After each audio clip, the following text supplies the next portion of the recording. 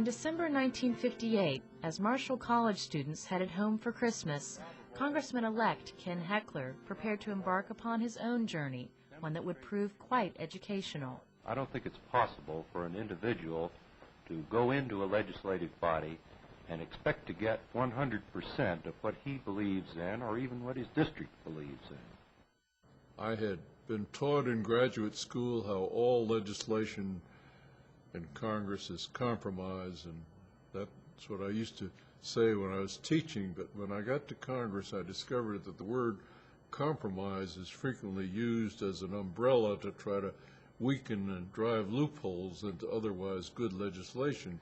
And good legislation has been asphyxiated, legislation that a majority of the Congress wants in the fields of housing, education, and labor reform.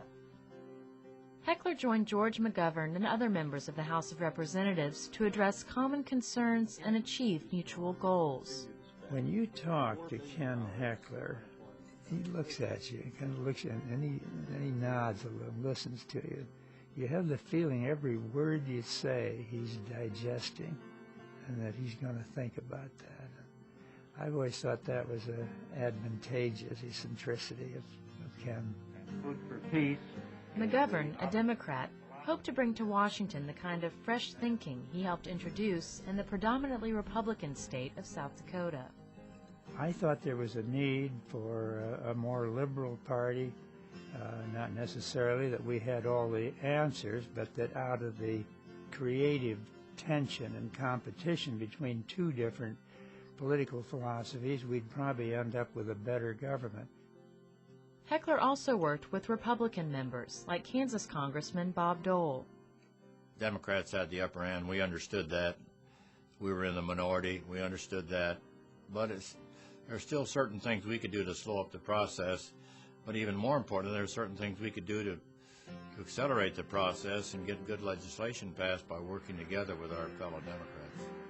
One of the greatest challenges that a member of Congress faces is to try to ascertain the public interest and not the interest of a single group, and then to fight for that interest. Rarely missing a vote, Congressman Ken Heckler enthusiastically represented the people of West Virginia. He was everywhere. I mean, he was in the front row, the back row, always buttonholing somebody and always talking about something for West Virginia or his constituents. I've been in politics all my life, and I've never seen anything like it. He was constantly surprising and refreshing. If you can't stand to be in the pit with people, then you're not a politician. Ken enjoyed the give and take. And he had a great way of eliciting a laugh, because he'd be probing and asking questions, and all of a sudden you realized he was getting to a point that he wanted to make that was kind of funny. How can you possibly expect us in Congress to authorize over $4 million when you haven't even yet selected the state in which you're going to establish this site? And nothing seemed to shake his confidence or his cheerfulness. Most of us have sort of ups and downs. I've never seen any downs on Ken's side. It's all ups. But it's infectious, and it's genuine, and that's what people can spot. He has the three I's: imagination, intelligence, integrity. He's a man of great imagination. He's a man of high intelligence. And thirdly, he has absolute bedrock integrity.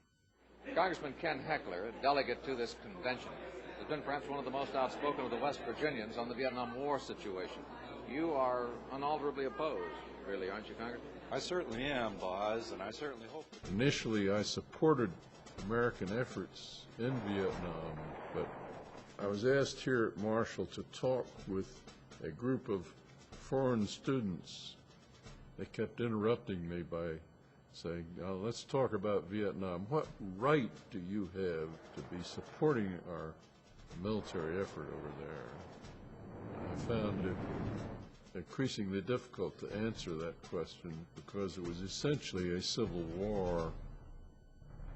I think he represented the conscience of the people acting on Congress, and he had any number of ways that he thought of in which he would try to dramatize what those issues were and try to prod his colleagues into doing the right thing. Congressman, from all these odd jobs that you've been doing, what have you learned? What have your constituents been telling you?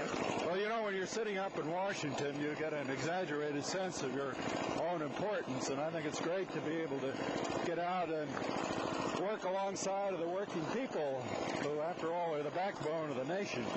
They're very concerned about the fact that government seems to be a little unfair to the working people and the consumers so far as its taxes are concerned. He established clearly that there was someone in Washington representing West Virginia, particularly this area, that you could always write or contact, and you could be certain of getting an answer. He had a rule in his office: a letter from a constituent had to be acknowledged or answered the same day it came in.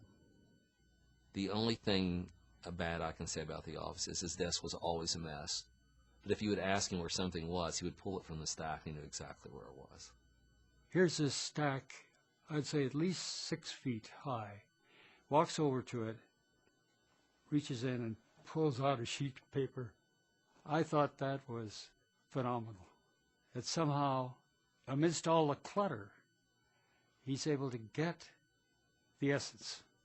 Coal miners used to joke about how messy Ken's office was, but it was because it was the people's office. And they used Ken's office to operate out of when they were lobbying for the black lung benefits and mine health and safety. Not only was he speaking out for them, but he was like letting them use his office, and they'd go in there and try to feed them when they come in there or take them to lunch or whatever. He just loves people. He absolutely loves people. I've never heard Ken Heckler say anything derogatory about another individual.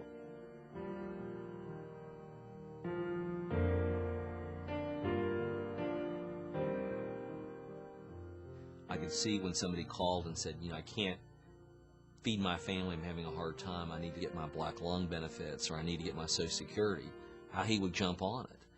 Frequently, he was on the other end of the telephone, personally working on the problem, and he liked doing that. That's what he's all about.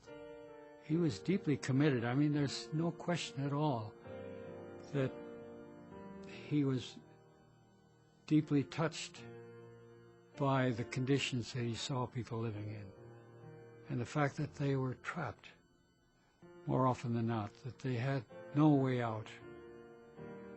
We heard stories at the newspaper all during his time in Congress about how he would be the one who would show up in the farthest corner of Wayne County where some family had been trying for months unsuccessfully to get a Social Security check approved and start getting the Social Security. And he would not only take care of it for them, he would be the one to hand deliver that first check to them. And he had them and everybody in their neighborhood to vote for him for the rest of his life.